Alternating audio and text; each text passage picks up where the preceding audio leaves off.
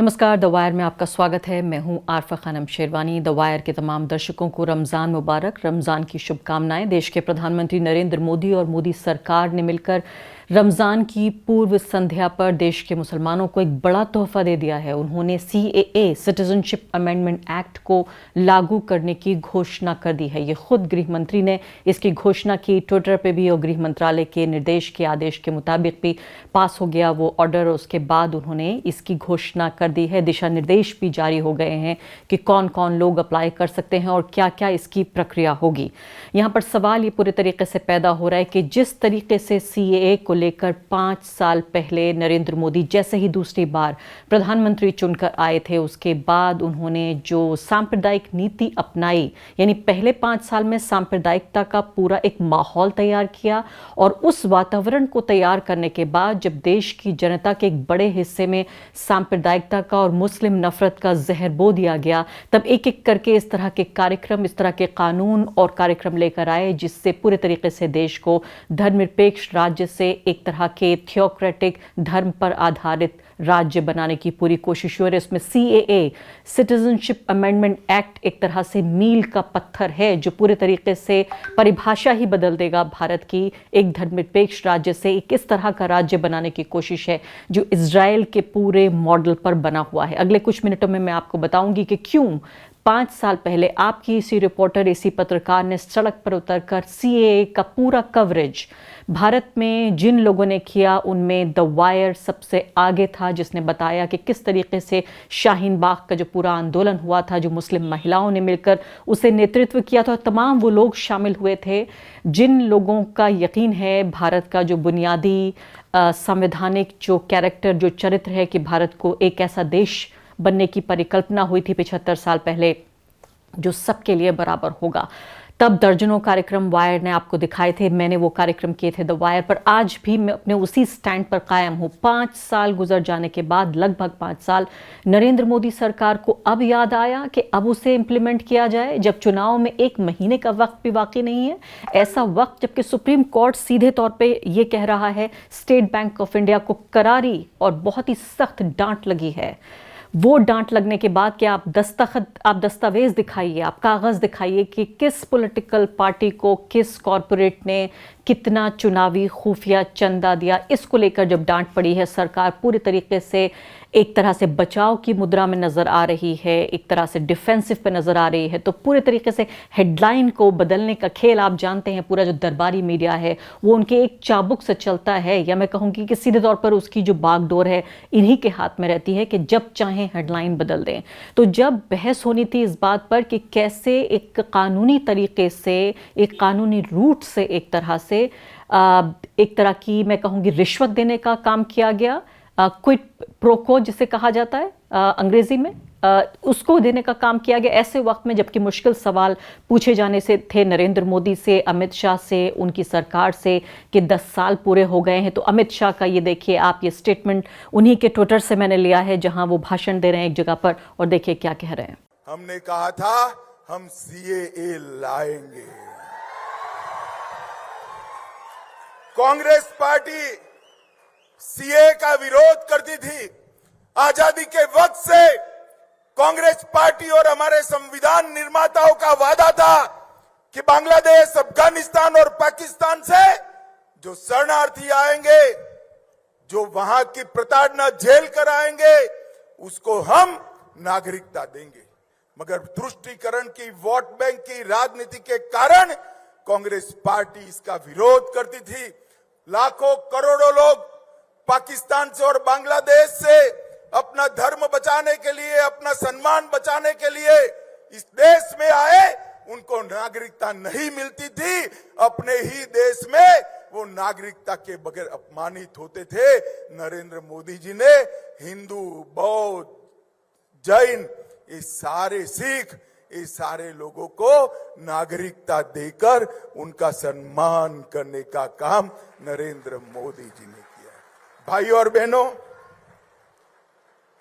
हमने इस शरणार्थियों को सम्मानजनक जीवन देने का काम किया है।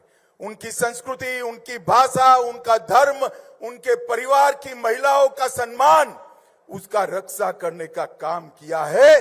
और कल से इस देश में आया हुआ हर एक शरणार्थी मेरे और आपके जितना ही अधिकारी है इस देश पर, ये अधिकार हमने इनको दिया। हमने कहा था हम सीएए लाएंगे, हमने कहा था हम सीएए लाएंगे, और उसके बाद वहाँ बैठे हुए लोग तालियां बजा रहे हैं और वो ये कह रहे हैं कि हमने कहा था हम सीएए लाएंगे। हम आम लोगों की जो वहाँ पर जो सताए गए, प्रताड़ित हुए जो अल्पसंख्यक हैं अफ़गानिस्तान, पाकिस्तान और बांग्लादेश में, हम उनको भारत लेकर आएंगे, यहाँ उनकी डिग्निटी, उनके गरिमा की रक्षा करेंगे। महिलाओं का भी उन्होंने जिक्र किया कि वहाँ पर उनको सताया जाता है।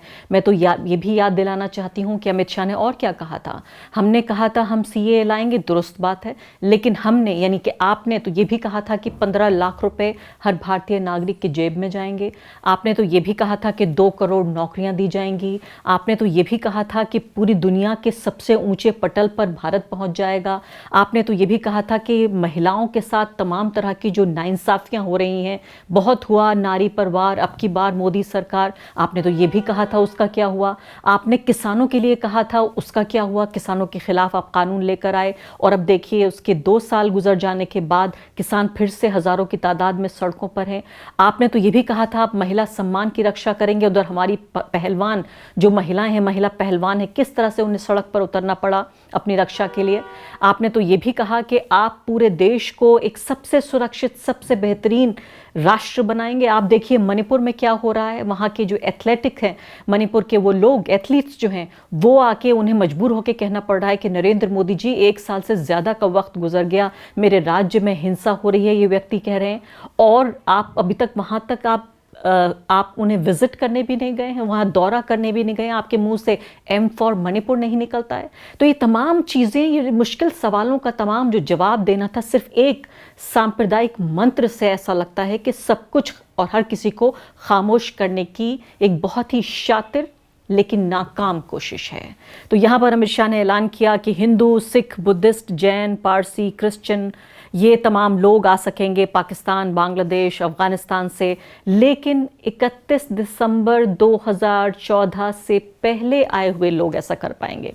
यानी 31 दिसंबर 2014 तक अफगानिस्तान, पाकिस्तान और बांग्लादेश में जो वहाँ अल्पसंख्यक हिंदू थे, बौद्ध थे, जैन थे, पारसी थे, ईसाई थे, उनके साथ नाइंसाफ़ी होती थी। लेकिन 31 दिसंबर 2014 के बाद ये नाइंसाफ़ी बंद हो गई।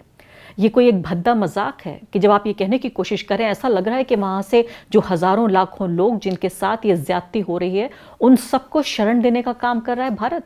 लेकिन आप तकनीकी रूप से देखिए तो सीधे तौर पर ये 1955 का जो कानून बदला गया 2019 में, सिटीजनशिप अमेंडमेंट एक्ट जो लेकर आए, CAA जो लेकर आई मोदी सरकार, उसमें सीधे तौर पर 31 दिसंबर 2014 यानी लगभग 10 साल पहले जो लोग आ चुके हैं उनको, और ये 10 साल के दौरान जो लोग आए उनका क्या होगा, उनकी प्रताड़ना के बारे में, उनकी जिल्लत के बारे में, उनकी तकलीफ़ों परेशानियों के बारे में किसी को कोई फिक्र नहीं है।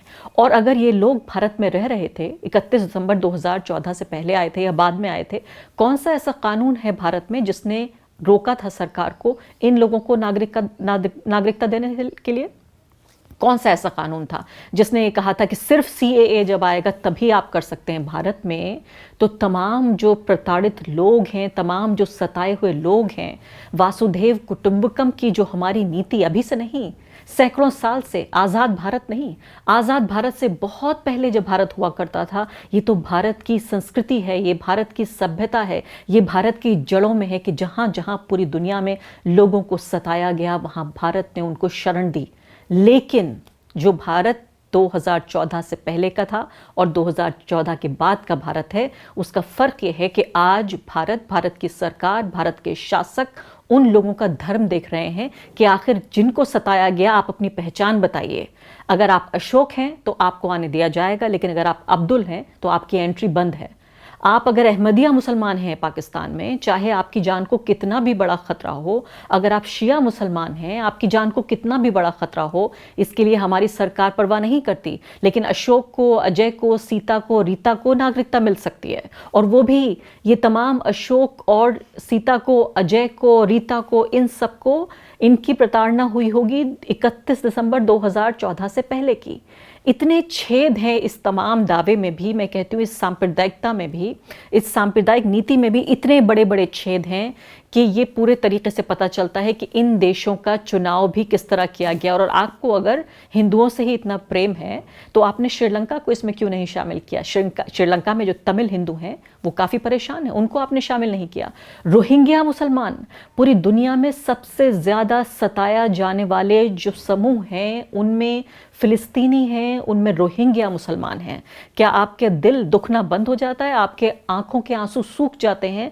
आपके तमाम जो हाथ आगे बढ़ रहा है वो पीछे हट जाता है क्योंकि रोहिंग्या एक मुसलमान है? रोहिंग्या के साथ आप तमाम तरह की ज्यादतियां होने देंगे? तो ये सब जो दिख रहा है पूरे तरीके से एक तरह का, मैं कहूँगी, पाखंड जो दिख रहा है इस पूरी सरकार का, वो अब किसी से छिपाए हुए भी नहीं छिप रहा है कि ये 3 देशों को ही आपने क्यों चुना, इस तारीख को ही आपने क्यों चुना, इन समुदायों को ही आपने क्यों चुना। सीधे तौर पर मुस्लिम नफरत में पूरे समाज को अंधा करने की ये कोशिश है कि अब देखिए सारे सवाल हमसे मत पूछिए क्योंकि हम मुसलमानों के खिलाफ ये कानून लेकर आ रहे हैं। अब यहाँ पर आप देखें जो रूल्स रेगुलेशंस हैं, दिशा निर्देश हैं, उनको काफ़ी हल्का बना दिया गया है इन लोगों के लिए जो लोग यहाँ पर आकर जो आ रहे हैं। मैंने आपको बताया 31 दिसंबर 2014 इन दस्तावेज़ों की बुनियाद पर पहले के मुकाबले बदलाव किया गया है कि अगर आपके पास अपने दस्तावेज़ नहीं भी हैं तब भी, अगर आपके माता पिता के दस्तावेज़ हैं, आपके दादा के हैं, आपके परदादा के भी दस्तावेज़ हैं, तब भी उनको कबूल कर लिया जाएगा। इसके अलावा अगर ये इनकी वैलिडिटी भी एक्सपायर हो गई, इनका समय भी समाप्त हो गया है, तब भी इन पहचान पत्रों को कबूल कर लिया जाएगा। किसी भी तरह का पहचान पत्र चलेगा, ज़मीन का कोई कागज़ हो सकता है, कोई भी लाइसेंस हो सकता है, और भी कोई डॉक्यूमेंट हो सकता है। मैंने आपको बताया कि तारीख भी निकल गई हो तब भी इसको एक्सेप्ट कर लिया जाएगा। दस्तावेज जो, यानी कि कोई किसी भी तरीके का कोई पासपोर्ट नहीं चाहिए उन देशों से जहां से ये लोग आ रहे हैं, और भारत का भी कोई वैलिड वीज़ा नहीं चाहिए जो कि जिसकी बुनियाद पे आप यहाँ आए और एक्सपायर हो गया तब भी उसको कबूल किया जाएगा। तो कोई पासपोर्ट, कोई वीज़ा की शर्त यहाँ पर नहीं रखी गई है। कोई भी चुनी हुई जो स्थानीय संस्था है उसके सदस्य से दाखिल होने की तारीख का दस्तावेज आप दे सकते हैं कि इस तारीख को मैं भारत में दाखिल हुआ था, और वहाँ से जिन देशों से आप भाग कर आए हैं, मैंने आपको बताया कि परदादा के भी अगर कागजात हैं और अगर वैलिडिटी भी समाप्त हो गई है, एक्सपायर भी हो गया है, तब भी उसको कबूल किया जाएगा। और यहाँ पर आप एक ही चाल देखिए यहाँ पर। और इससे पहले आपको बताती हूँ कि डीएम नहीं बल्कि जो केंद्रीय जो पैनल है, सेंटर का पैनल, वो ये तय करेगा, वो देखेगा इन एप्लीकेशंस को। ऐसा क्यों किया गया है? ऐसा इसलिए किया गया है कि कम से कम कुछ ही घंटों के भीतर जब ये ऐलान हुआ तब हमने देखा कि पश्चिम बंगाल, केरल, तमिलनाडु और दिल्ली के मुख्यमंत्री अरविंद केजरीवाल भी, इन तमाम लोगों ने जिस तरह की अपनी प्रतिक्रियाएं दी उससे साफ तौर पर पता चलता है कि ये मानते हैं कि विभाजनकारी राजनीति की जा रही है इस कानून के जरिए, और धार्मिक भावनाओं का गलत इस्तेमाल किया जा रहा है चुनावी उद्देश्य के लिए। यहाँ एक तरफ बार बार नरेंद्र मोदी, अमित शाह कह रहे हैं कि अब की बार 400 पार, ऐसा लगता है 400 नहीं 200 का भी विश्वास नहीं है ना, क्योंकि इस तरह से अपनी कमान से एक के बाद एक तीर निकाले जा रहे हैं, एक के बाद एक उस जो चाल खेली जा रही है कि लगता है कि अब ब्रह्मास्त्र जो निकालना था वो भी निकाल चुके। सीएए मैं कहूँगी ब्रह्मास्त्र हो सकता है, क्योंकि एक ही निशाने से, एक ही मैं कहूँगी तीर से बहुत सारे शिकार करने की कोशिश की गई है। तो यहाँ पर खासकर मैं आपको एक ट्वीट पढ़ के सुनाना चाहती हूँ, क्योंकि बहुत मजबूत तरीके से वो भी हिंदी में अरविंद केजरीवाल ने लिखा है, दिल्ली के मुख्यमंत्री।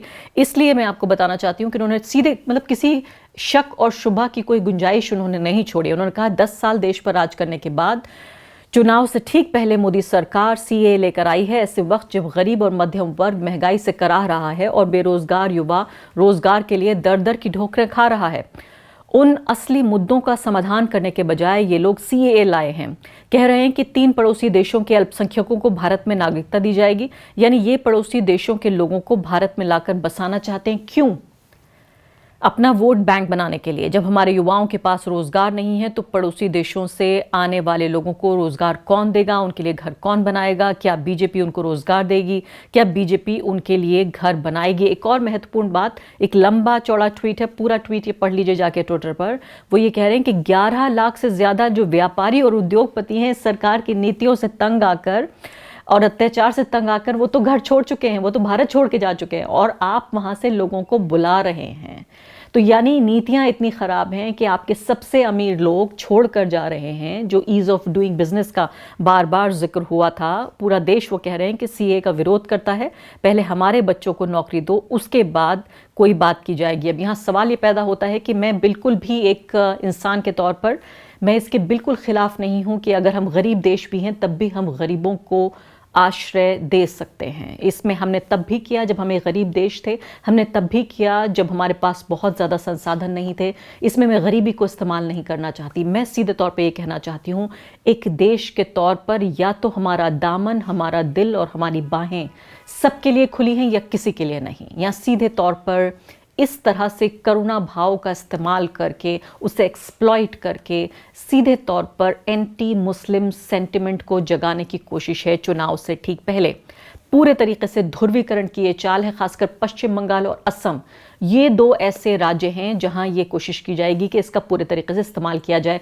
क्योंकि बांग्लादेशियों का आने जाने का के ऊपर जो पूरी पॉलिटिक्स है, यहाँ पर बांग्लादेश से आने वाले जो लोग हैं, चाहे वो काम के सिलसिले में आए या भाग कर वहाँ से आए या किसी भी तरीके से, उसको लेकर एक राजनीतिक बड़ा मुद्दा बनाने की पूरे तरीके से कोशिश है। तो केंद्रीय पैनल क्यों करेगा इन एप्लीकेशंस का क्लियरेंस?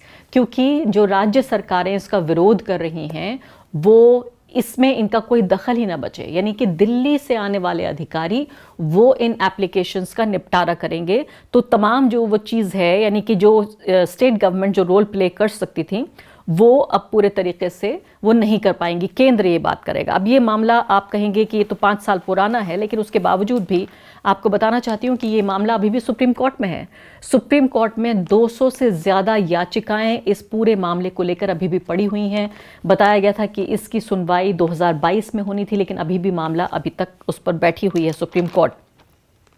2020 में इस पर मुकदमा दर्ज किया गया था। यूनियन मुस्लिम लीग ने इसकी शुरुआत की थी और उसके बाद 200 से ज़्यादा पिटिशंस फाइल की जा चुकी हैं, जिसमें IUML के चैलेंज के साथ ही इन सबको क्लब कर दिया गया, एक साथ इनको इकट्ठा कर दिया गया। इसमें असदुद्दीन ओवैसी, जयराम रमेश चैनिथला, महुआ मोइत्रा और पॉलिटिकल ऑर्गेनाइजेशंस भी हैं, जैसे असम प्रदेश कांग्रेस कमेटी है, असम गण परिषद है, इसके अलावा नेशनल पीपल्स पार्टी असम है, मुस्लिम स्टूडेंट्स फेडरेशन असम है और द्रविड़ मुन्नेत्र कज़गम यानी DMK भी है। बड़ी बड़ी पॉलिटिकल पार्टियां इसमें यहाँ पर शामिल हैं जो इसको चैलेंज कर रही हैं। और बताया गया था कि ये दिसंबर 2022 में जब chief justice of India Lalit retire हो जाएंगे, UU ललित, तब इसकी शुरुआत होगी, इसकी सुनवाई होगी। लेकिन अभी तक कोई सुनवाई नहीं हुई है। और उसमें जो केंद्र बिंदु है, जो सेंट्रल आर्ग्यूमेंट है, वो इसमें यह है कि भारत में जो आर्टिकल 14 है संविधान का, उसके सख्त खिलाफ है। ये पूरा जो प्रावधान है CAA का, पूरी जो परिकल्पना CAA की है कि एक धर्म को हटाकर हम इन बाकी धर्मों के लोगों को, जो प्रताड़ित और सताए हुए लोग हैं, उनको हम यहाँ आने की इजाज़त दे रहे हैं, या हम उन्हें बाकायदा उनका हौसला अफजाई कर रहे हैं कि यहाँ आने देंगे। जो आर्टिकल 14 है संविधान का, वो ये कहता है, the state shall not deny to any person equality before the law or the equal protection of the laws within the territory of India। जो स्टेट है, राज्य है, यानी देश है, वो इनकार नहीं कर सकता किसी भी व्यक्ति को कि कानून के सामने उसको बराबरी नहीं मिलेगी। यानी कानून की जो आंखें हैं वो बराबर हैं, कानून का जो तराजू है वो एक तरफ नहीं झुकेगा, एक पलड़ा, या दूसरी तरफ नहीं झुकेगा। आप हिंदू हो, मुसलमान हो, सिख, ईसाई, पारसी, या आपका कोई धर्म ना भी हो, इससे कोई फर्क नहीं पड़ता। भारत के संविधान को, भारत राज्य को कानून का जो सहारा है, कानून का जो प्रोटेक्शन है, उसकी जो सुरक्षा है, वो सबको मिलेगी और कानून एक नज़र से तमाम लोगों को देखेगा। तो जब कानून के आधार पर भारत में नागरिकता दी नहीं जा सकती, तो भारत के नागरिकों को, भारत से आए हुए, बाहर से आए हुए लोगों को कैसे दी जा सकती है? पूरी तरीके से मैं कहूँगी बहुत ही घटिया और फाशिवादी एक तरह से ये इज़राइल का जो पूरा मॉडल है, ज़ायोनिज़्म का ये पूरा मॉडल है, जहां एक धर्म के आधार पर, मैं तो सोचती थी कि पाकिस्तान बनने की एक कोशिश है, लेकिन पाकिस्तान को तो बहुत पीछे भारत छोड़ आया है। अब तो सीधे इज़राइल बनने की कोशिश है और निकटता आप देखिए कितनी जो कुर्बत है आपस में वो बढ़ रही है पूरे तरीके से। और आखिरी बात यहाँ पर बहुत महत्वपूर्ण बात मैं ये कहना चाहती हूँ, पिछले 10 साल में भारत में जो जुल्म और ज़्यादती मुसलमानों के ऊपर हुई है, जो जुल्म और ज्यादती ईसाइयों के ऊपर हुई है, जो जुल्म और ज्यादती यहाँ के धार्मिक अल्पसंख्यकों पर हुई है, उनको जिस तरह से उनके घर तोड़े गए हैं, उन्हें जेल में भेजा गया है, जिस तरह के सांप्रदायिक दंगे हुए हैं, तमाम तरह की विभाजनकारी और भेदभाव वाली नीतियां अपनाई गई हैं, भारत राज्य, भारत की ये सरकार जो सीएए का घोषणा कर रही है, उसकी अपनी विश्वसनीयता नहीं बची है कि वो ये कहे कि हम, यानी सोचिए जिस देश में उसके खुद के अल्पसंख्यक परेशान हों, प्रताड़ित हों, सताए गए हों, वो किस मुंह से आखिर ये कह सकता है कि हमारे तो अल्पसंख्यकों को हम सताएंगे, लेकिन पाकिस्तान से हम अल्पसंख्यकों को यहाँ लाएंगे, अफगानिस्तान से हम अल्पसंख्यकों को यहाँ लाएंगे, बांग्लादेश से हम अल्पसंख्यकों को यहाँ लाएंगे। माफ़ कीजिएगा मोदी जी, आपकी जो विश्वसनीयता है, जो लॉस ऑफ फेस जिसे कहा जाता है अंग्रेजी में, वो पूरे तरीके से हो सकता है। आपके पास कोई विश्वसनीयता बची नहीं है जिसके आधार पर आप किसी भी देश के अल्पसंख्यक को ये कह सकें कि आप अगर वहां प्रताड़ित हैं तो हम यहाँ आपको इंसाफ देंगे। द वायर के और वीडियोस देखने के लिए सब्सक्राइब करें और बेल आइकन पर क्लिक करें। स्वतंत्र पत्रकारिता की आर्थिक मदद करने के लिए डिस्क्रिप्शन में दिए गए लिंक पर जाएं और अपनी राशि चुनें।